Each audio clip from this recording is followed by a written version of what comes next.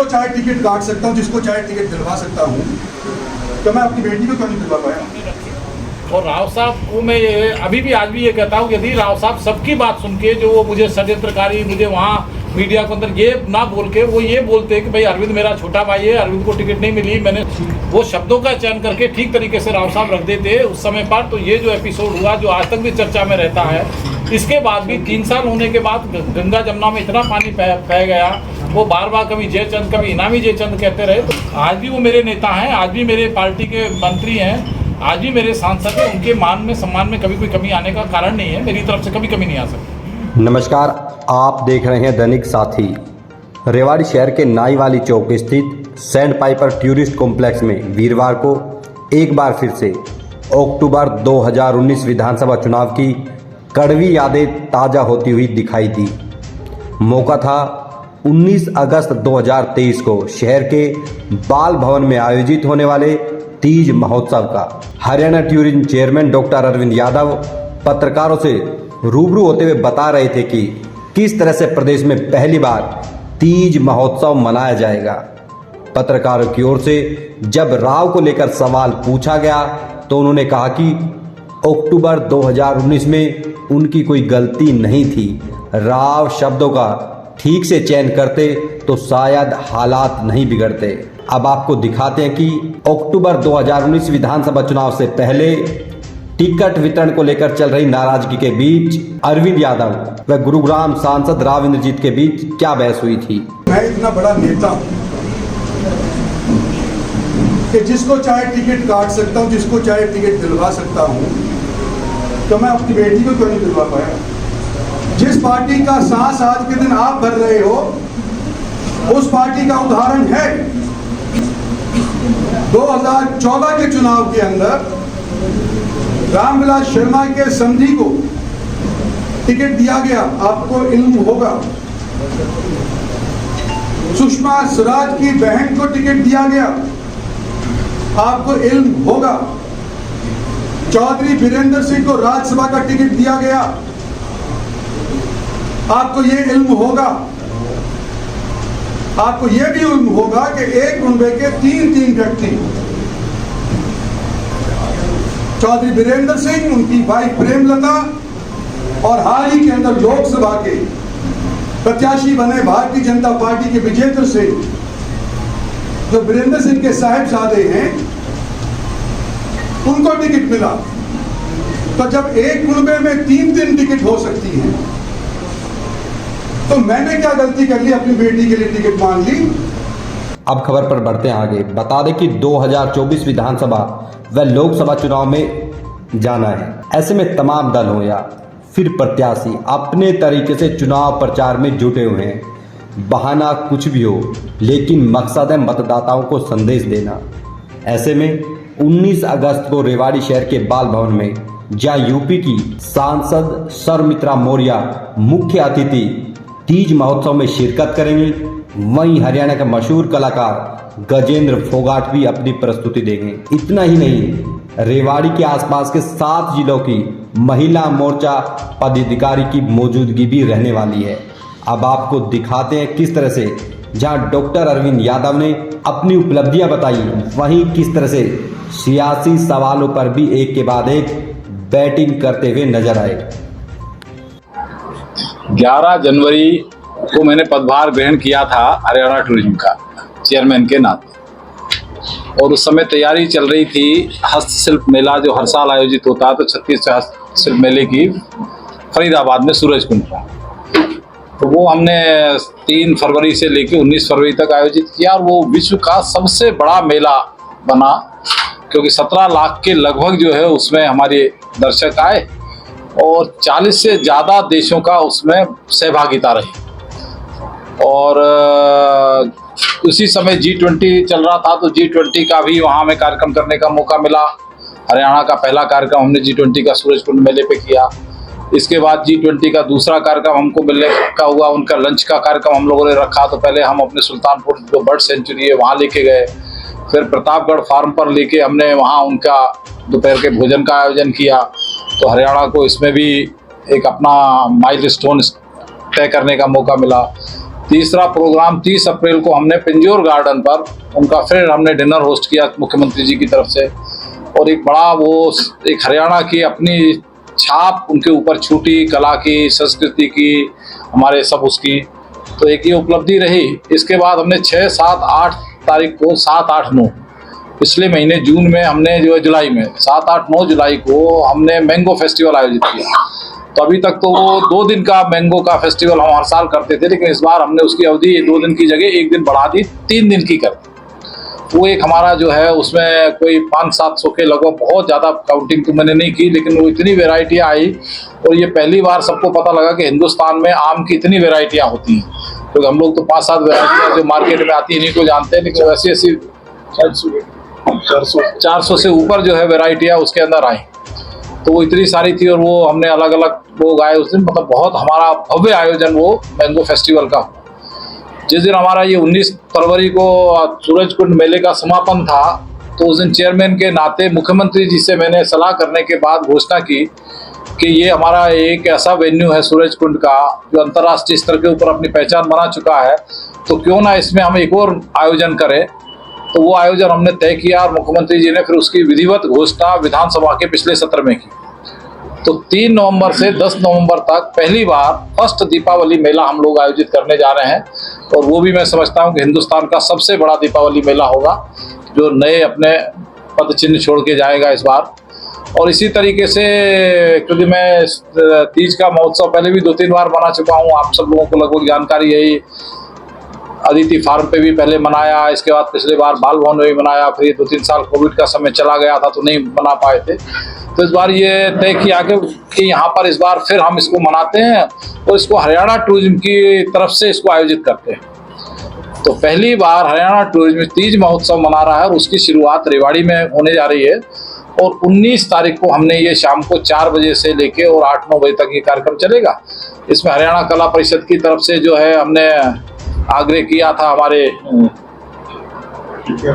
हाँ जी, कला संस्कृति क्या नाम है इसका, फोगाट जी, गजेंद्र फोगाट जी को मैंने निवेदन, क्योंकि वो मेरे परिवार की तरह, छोटे भाई की तरह भी है, तो मैंने उसको कहा, तो उसने कहा कि आप गुरुजी कहोगे तो मैं निश्चित तौर पे आऊँगा और मैं अपनी परफॉर्मेंस देखूंगा।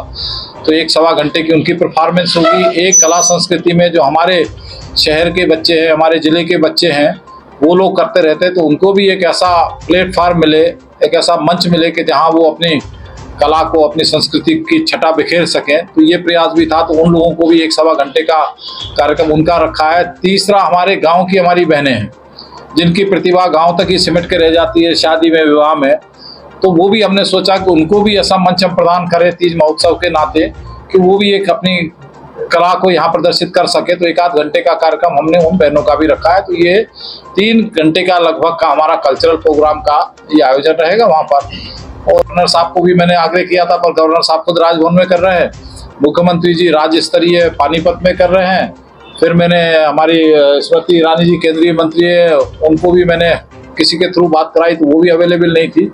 तो हमारी बदायूं की सांसद हैं डॉक्टर संघमित्रा जी, उनको मैंने, क्योंकि अभी मैं महाजनसंपर्क अभियान के तहत 4 लोकसभा के प्रवास पर था, तब मेरा परिचय उनसे हुआ था, उनकी लोकसभा में भी गया था बदायूं, तो उनको मैंने आग्रह कहा, तो उन्होंने कहा भाई साहब मैं जरूर आऊँगी, आपने मुझे याद किया है। तो वो हमारी मुख्य अतिथि होंगी। और हरियाणा भाजपा की तरफ से भी हमने इनकी, ये भी तीज महोत्सव मनाते थे, तो इनको भी मैंने प्रदेश अध्यक्ष को आग्रह किया कि ये भी आप सब लोग यहाँ पर भागीदार बनेंगे तो इसमें और 4 चांद लगेंगे। तो हरियाणा प्रदेश महिला मोर्चे की जो हमारी अध्यक्ष है सुनीता दांगी जी ने आज वर्चुअली मीटिंग करके उन्होंने अपने 7 जिले की बहनों को कहा है कि आपको सबको इस कार्यक्रम में, क्योंकि जो रेवाड़ी के नज़दीक के 7 जिले हैं, महेंद्रगढ़ है, दादरी है, भिवाड़ी है, रोहतक है, झज्जर है, गुड़गांव है, नूंह है, फरीदाबाद है, तो ये 7-8 जिलों की बहनों को भी उन्होंने आज वर्चुअल मीटिंग करके कहा है। और इसमें भी हमारी वो राष्ट्रीय महामंत्री है वो भी आने वाली हैं। तो मतलब इस तरीके का एक ये हरियाणा के स्तर का राज्य स्तरीय एक सम्मेलन पहली बार हरियाणा टूरिज्म करने जा रहा है। तो इसमें सब, मैं आप सब लोगों को भी, सब परिवार की हमारी बहनें, बहुएं, सब परिवार की महिलाएं आएँ, उनको भी मैं आप लोगों के माध्यम से जो है आमंत्रित करूंगा कि सब लोग आएँ। और एक राजनीतिक लोग हैं, राजनीतिक चीज़ें तो चलती रहती हैं, लेकिन उससे हटके भी दूर कुछ नया भी होना चाहिए। इसी आशा और विश्वास के साथ ये आयोजन कर रहा हूँ। इसमें आप सब लोगों की मेरे प्रति प्यार पहले भी रहा है, इसमें और आयोजन को जितना ज़्यादा आपके माध्यम से दूर दूर तक पहुंचाने का काम होगा तो ये इस पर चार चांद लगेंगे, सबकी सहभागिता होगी, शहर का नाम होगा, प्रदेश भर के अंदर एक मैसेज जाएगा। देखिए ऐसा है कि कम नहीं हो रहा है, वो जानकारी आपकी अधूरी है। जब ये हरियाणा टूरिज्म के हमारे टूरिस्ट कॉम्प्लेक्स बने थे उस समय पर इतने ज़्यादा होटल इंडस्ट्री नहीं थी, तो इसलिए अब ये आप सेंट पाइपर में बैठे हैं, इसी सेंट पाइपर में ये शहर के बीच में था, इससे प्राइम लोकेलिटी क्या होगी। लेकिन आज जगह जगह रेस्टोरेंट, जगह जगह होटल, जगह जगह खुल गए हैं। तो एक सरकारी सिस्टम है, सरकारी सिस्टम की अपनी, अब हम लोगों के जो रेट है वो फिक्स हैं। अब यहाँ दूसरे प्राइवेट सेक्टर के अंदर जाएंगे तो उनके रूम का उन्होंने डिसाइड करना है, उनका रूम नहीं लग रहा है तो उन्होंने यदि 1500 रुपये रेट रखा हुआ है तो 1200 में दे देंगे, 1100 में दे देंगे, खाली ना रहे चलो कुछ आएगा। हम लोगों के यहाँ इस सिस्टम में कर नहीं सकते, लेकिन बहुत सारी हमारी प्रॉपर्टी प्रॉफिट में है। दूसरा हमारा क्या है कि हमारे यहाँ क्योंकि ये सरकारी सिस्टम है, अब हम लोग, मैं खुद भी अपना बैंक्वेट हॉल चलाता हूँ, हमारे यहाँ सैलरी 18,000 20,000 रुपये हम देते हैं, नए लड़के मिल जाते हैं। हमारे यहाँ स्टाफ भी करते हुए इतने सालों से हैं तो उनकी क्षमता का भी सवाल है। फिर हम सरकारी सिस्टम के अंदर उनके तनख्वाहों का भी है, तो वो भी हमारे यहाँ जितना बर्डन हमारी तनख्वाहों का, हमारे स्टाफ का रहता है, पूरा डिपार्टमेंट हमारा चलता है, तो हमारा रेवेन्यू का बहुत बड़ा हिस्सा जो है वो प्राइवेट सेक्टर में नहीं जाता, लेकिन सरकारी सेक्टर के कारण से होता है। और स्वाभाविक भी है कि सरकार के उन्हीं की रोजी रोटी के लिए सरकार ने ये तय किया था कि भाई कम से कम हरियाणा के लोगों को रोजगार मिले, वो सर्विस दे सके। तो ऐसा नहीं है कि हमने आयाम स्थापित किए हैं और बहुत सारी जगह एक एक दिन के अंदर, सूरजकुंड जो हमारी जगह है वो अंतर्राष्ट्रीय स्तर पर अपनी पहचान बनाई है। हमारा तिलियार है, हमारा पिंजौर है, हमारा रेड बिशप है, मतलब बहुत सारी जगह ऐसी हैं कि जहां हम लोगों के कार्यक्रम लगातार चलते रहते हैं और बहुत बड़ा घाटा भी नहीं है, छोटा मोटा ही है। क्योंकि 2-3 साल जो कोविड के निकले, कोविड के कारण से सारा सिस्टम पूरे देश का, दुनिया का चरमरा गया, उसके कारण से हो गया। तो कुछ हम लोगों ने नई योजनाएं लेके आए, चेयरमैन बनने के बाद बोर्ड के अंदर भी मैंने लेके आया कि जैसे थोड़ी देर के लिए एग्जाम्पल के तौर पर जंगल बबलर है हमारा। अब जंगल बबलर इतना बड़ा हमारे पास फरमाइशेज है, लेकिन वो कई पार्किंग के कारण से वो सारा अब हम उसको डेवलप कर रहे हैं। बोर्ड के अंदर हम लेके आए कि भाई ऐसी जगहों को हम किसी प्राइवेट सेक्टर को दे दें, उनको लीज के ऊपर दे दें, हम तो हमको किराया आता रहेगा और वो वहाँ पर अपना कुछ खड़ा करके कोई विवाह समारोह स्थल बनाए, कोई पार्टी मीटिंग का बनाए। तो इस तरीके का जगह जगह जहाँ हमारी ऐसी प्रॉपर्टीज है उनके लिए हमने योजना बनाई है और उसका आने वाले समय के अंदर। दूसरा हम लोगों ने किया है कि मैं चीफ सेक्रेटरी के साथ मिलकर आया था कि जितनी भी सरकार की पार्टियां होती है, मीटिंग होती है, वो बजाय प्राइवेट होटल के अंदर होने के वो हरियाणा टूरिज्म के हमारे जितने भी कॉम्प्लेक्सेज हैं उनके अंदर हो। अभी हमने नॉर्थ ईस्ट को, जो हमारी 7 बहनें कहलाती थी, 8 बहनें कहलाती है, नॉर्थ ईस्ट के साथ हमने अपना कल्चरल पार्टनर उनको बनाया है। उनके यहाँ के गेस्ट हमारे यहाँ के रुकेंगे, हमारे यहाँ वाले जाके वहाँ रुकेंगे, उनके साथ हमने टाई अप किया है। हमने लेटर लिखा है पंजाब रोडवेज को, हमने लेटर लिखा है हिमाचल रोडवेज को कि उनकी जो बसें हैं वो बसें जहाँ ये प्राइवेट ढाबों पे वहाँ रुकती हैं, वो सरकारी बसें जितनी भी आके वो हमारे जहाँ भी हाईवे पे टूरिस्ट कॉम्प्लेक्स है वहाँ पर रुकें। तो ये सारी चीज़ें चेयरमैन बनने के बाद मैंने इनको गति दी है और इसके परिणाम, सार्थक परिणाम कुछ आने शुरू हुए हैं, लेकिन समय लगता है इन सब चीज़ों को अमली जामा पहनाने में भी, इम्प्लीमेंट होने में भी। और अभी 5-6 महीने मुझे चेयरमैन बने हुए हैं, तो आने वाले समय के अंदर ये फिर अपना जो गौरव रहा है हरियाणा टूरिज्म का, उसको निश्चित तौर पर प्राप्त करेगा। क्योंकि मैं मानता हूँ कि हरियाणा रोडवेज और हरियाणा टूरिज्म ये पूरे हिंदुस्तान के अंदर फेमस था।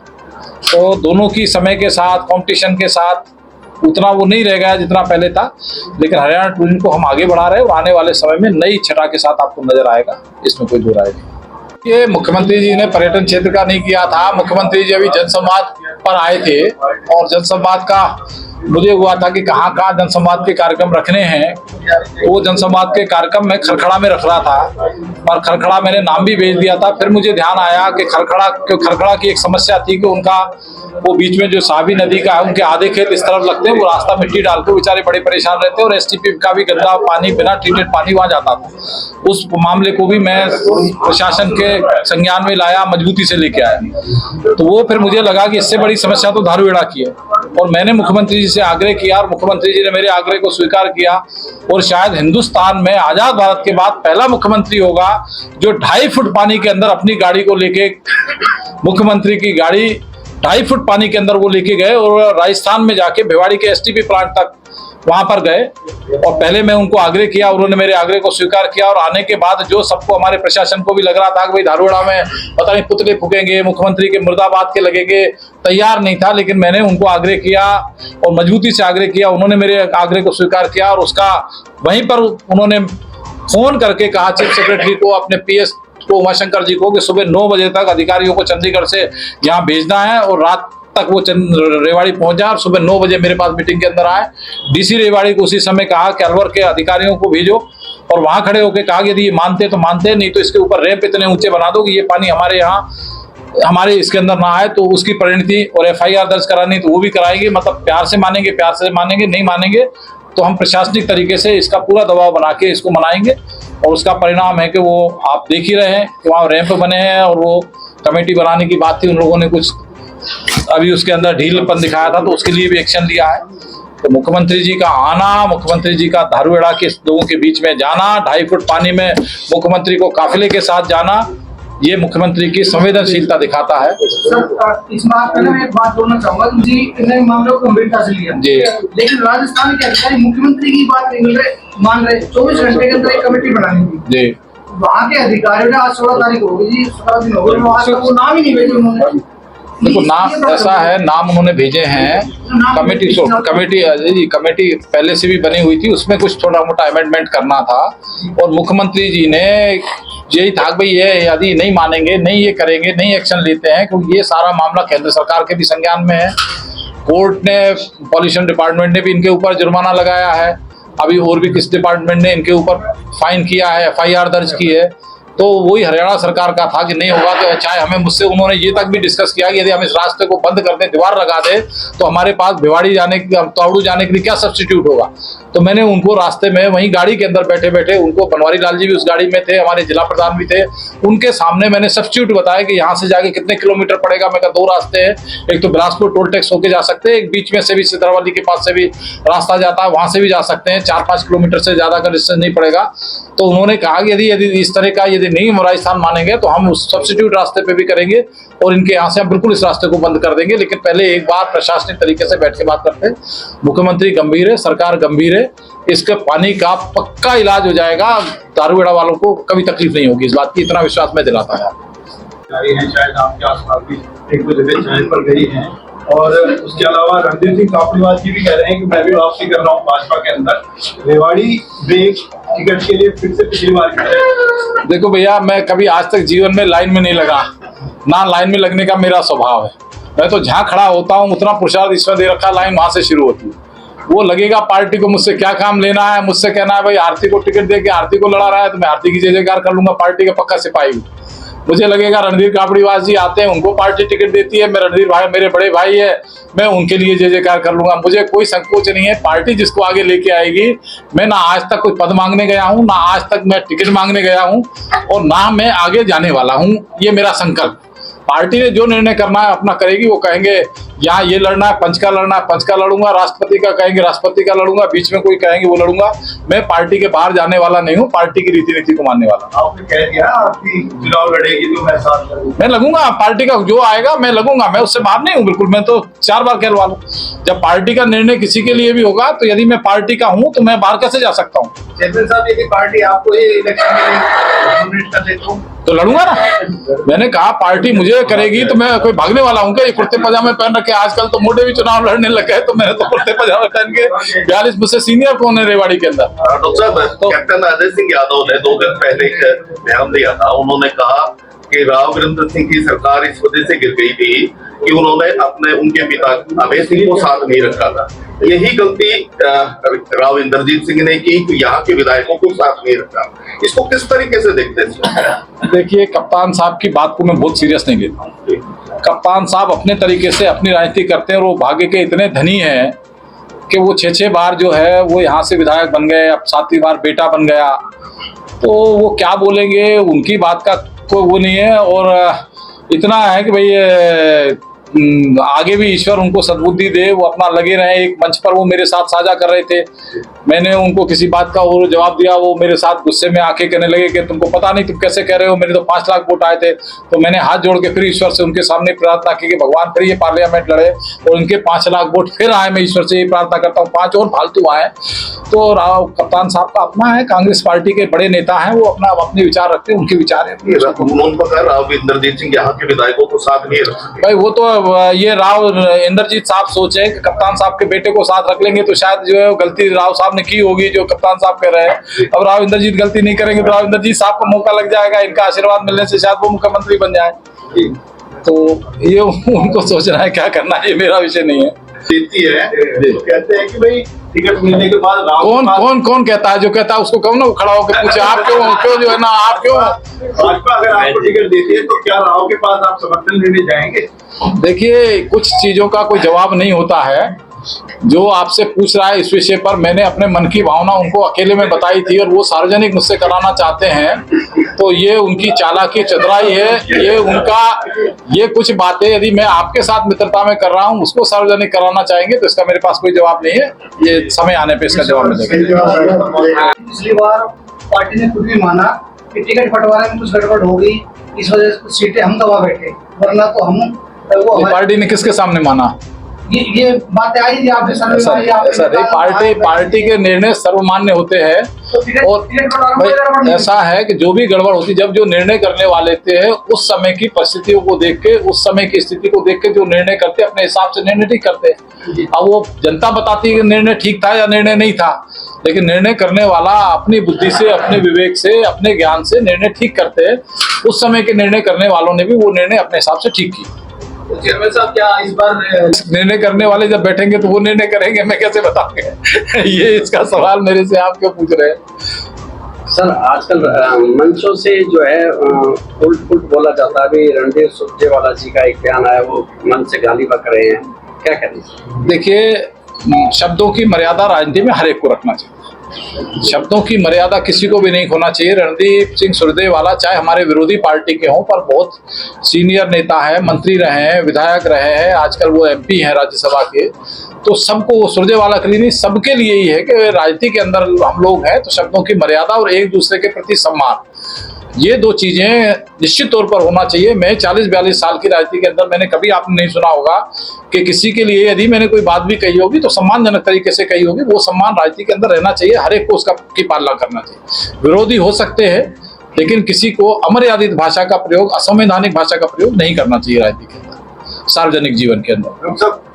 की बात हो रही है, सोना की दमदमाने फर्क नगर के लिए और फरीदाबाद की बढ़ती है, जहाँ पर काफी पर्यटक जाते हैं, काफी रेवेन्यू आता है, लेकिन अब उनका खत्म हो गया। क्या प्रयास रहेगा फिर से दोबारा? बड़कर लेक के अंदर पानी भरा जा रहा है, बड़कर लेक का पुनरुद्धार हो रहा है, काम चल रहा है। ये आप जो सोनावाली का कर रहे हैं इसका भी हमारे प्लानिंग में है। यहाँ भी हम रिनोवेशन भी जहाँ जहाँ जो कमियां हैं उनको हम 1-1, 2-2, 3 दिन करके ठीक कर रहे हैं। और इसीलिए मैंने आपको कहा था कि भाई हरियाणा पर्यटन निगम थोड़े समय के अंदर आपको फिर बदले हुए रूप के अंदर दिखाई देगा, एक नए रूप के अंदर दिखाई देगा। NH8 भ्रष्टाचार नहीं करेंगे तो तहसीलों में आज भी भ्रष्टाचार है। तहसीलदार के पास जाएंगे, रजिस्ट्री कराने जाए तो कहेंगे पहले तहसीलदार से मार्क करा के लाओ, तहसीलदार भेज देता है RC के पास मार्क करा के लाओ। मार्क का सिस्टम क्या है? देखिए, अब ऐसा है कि जो रजिस्ट्री की आप बात कर रहे हैं, सरकार ने ज्यादातर सिस्टम ऑनलाइन किए और ऑनलाइन करने के बाद आपको टोकन मिलता है, एक सिस्टम है। इसके बाद रजिस्ट्री का अधिकार भी दूसरे लोगों को भी सरकार देने जा रही है, दिया भी है। तो जितनी पारदर्शिता लाने की कोशिश कर रहे हैं, लेकिन हमारे DMA के अंदर भ्रष्टाचार है। और जितना पिछले 1.5-2 साल के अंदर जितने लोगों को रेड हैंडेड पकड़ा गया, आज अखबार में डाटा आया, SCB के चीफ आज हमारे DGP बने हैं, उनके समय के जब से वो SCB के चीफ बने थे, कितने लोगों को रेड हैंडेड। और मैं आपके माध्यम से भी कहूंगा कि जो रिश्वत मांगता है, क्योंकि हम लोग डरते हैं, हम लोग आगे नहीं आते, हम ही पैसे देके अपना काम कराते हैं। कोई 4 चक्कर लगाने पड़ेंगे, 2 लगाना पड़ेंगे, ले दे के हम कर सकते हैं। इस मानसिकता को हमको ही बदलना पड़ेगा। जो ऐसे करप्ट लोग हैं उनको पकड़ने के लिए हमको आगे आना पड़ेगा। हमको, आप लोगों को शायद ध्यान है कि नहीं, मुझसे एक बार कंज्यूमर फोरम के चेयरमैन ने मुझसे रिश्वत मांगी थी किसी मामले में, और मैंने उसको रेड हैंडेड तो वो नहीं पकड़ा गया था, लेकिन जो मांगने आया था उसको रेड हैंडेड पकड़वाया था। मैंने इस बात की चिंता नहीं की थी कि यदि कोई करप्ट आदमी इस तरह का काम कर रहा है तो इस तरह के लिए हम लोगों को आगे आना पड़ेगा। और जब तक आगे समाज नहीं आएगा तब तक ये भ्रष्टाचारियों का मुंह, इसी तरह से जो खून इनके मुंह लगा हुआ है वो लगा रहेगा। सरकार की एक अपनी लिमिटेशन है कि उनको जानकारी मिलेगी, वो तभी छापे डाल सकते हैं, तभी रंगे हाथ पकड़ सकते हैं, लेकिन उसके लिए जनता को आगे आना पड़ेगा। मैं आप लोगों के माध्यम से निवेदन करूंगा सबसे। भी नहीं है, ऐसे आदमी को आपने दी है, दिलाई है आपने, लेकिन कार्यकर्ताओं की भावना है, कार्यकर्ताओं की भावना को भी आपको सुनना चाहिए। तो उन्होंने कहा कि आप रखो मीटिंग। उन्होंने अपने PA से उसी समय पूछा कि कल का हमारा कार्यक्रम क्या है, तो उन्होंने कहा शाम को हमने 5 बजे 5:30 बजे पटौदी में दे रखा है। तो राव साहब ने कहा कि कल आप 3 बजे रख लो। मैंने कहा मैं 2:30 बजे बुलाता हूँ, आप 3 बजे आना, और सबकी बात को सहज भाव से घंटे 1.5 घंटे का आप समय लेके आना, सबकी बात को मन को निकाल लेना। आप और इसके बाद आप अपनी बात को रखना, डेंटिंग पेंटिंग मैं करूँगा और सारे माहौल को हम ठीक करेंगे। जो मीडिया के अंदर गया ये भी ठीक पक्ष नहीं गया, इतनी बात उनके साथ मेरी अंडरस्टैंडिंग बनी। अगले दिन मैंने उनको बुलाया, क्योंकि राव साहब ने कभी जीवन के अंदर इस तरह की बात सुनी नहीं थी। कार्यकर्ताओं ने अपने मन की बात राव साहब के सामने रखी, और राव साहब को मैं अभी भी आज भी ये कहता हूँ, यदि राव साहब सबकी बात सुन के जो वो मुझे षड्यंत्रकारी, मुझे वहाँ मीडिया के अंदर ये ना बोल के वो ये बोलते कि भाई अरविंद मेरा छोटा भाई है, अरविंद को टिकट नहीं मिली, मैंने सुनील मूसेपुर के लिए सिफारिश की, मेरी बात संगठन ने मान ली, अरविंद की बात नहीं मानी, अरविंद मेरा छोटा भाई है, मैं विश्वास दिलाता हूं कि अरविंद के मान सम्मान में कमी नहीं आने दूंगा। इतनी बात यदि कार्यकर्ताओं के बीच में उस समय कहते थे तो बात ही नहीं होती, लेकिन उन्होंने दूसरी बात बोलना शुरू करी तो उससे कार्यकर्ता और ज़्यादा नाराज हो गए। नाराज होने से वो माहौल बिगड़ गया। तो उसके लिए भी मैं कहीं 0.01% भी अपने मन से, अपने कर्म से, अपनी वाणी से मैं अपने आप को कसूरवार नहीं मानता। वो शब्दों का चयन करके ठीक तरीके से राव साहब रख देते उस समय पर, तो ये जो एपिसोड हुआ जो आज तक भी चर्चा में रहता है, इसके बाद भी 3 साल होने के बाद गंगा जमुना में इतना पानी बह गया, वो बार बार कभी जयचंद कभी इनामी जयचंद कहते रहे, तो उनको भी छोटा भाई समझ के इन बातों से ऊपर, क्योंकि वो तो राष्ट्रीय स्तर के नेता हैं, इतनी बार सांसद बन गए, केंद्र में इतनी बार मंत्री बन गए, प्रदेश में बन गए, इतनी छोटी बातों से उनको रात गई बात को भूलना चाहिए था उनको, लेकिन वो गाये बजाय इन सब बातों को रखते। और हम लोगों ने भी जीवन संगठन में लगाया, संगठन को हमारी भी उपयोगिता का पता, तो ये सब बातें समय के साथ ठीक हो जाती है, कोई बात नहीं। आज भी वो मेरे नेता हैं, आज भी मेरे पार्टी के मंत्री हैं, आज भी मेरे सांसद हैं, उनके मान में सम्मान में कभी कोई कमी आने का कारण नहीं है, मेरी तरफ से कभी कमी नहीं आ सकती।